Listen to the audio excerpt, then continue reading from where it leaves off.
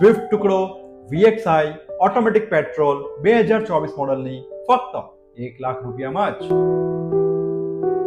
જી હા મિત્રો, તો બરોબર સાંભળ્યું છે, ફક્ત 1 લાખ રૂપિયાના ડાઉન પેમેન્ટમાં જ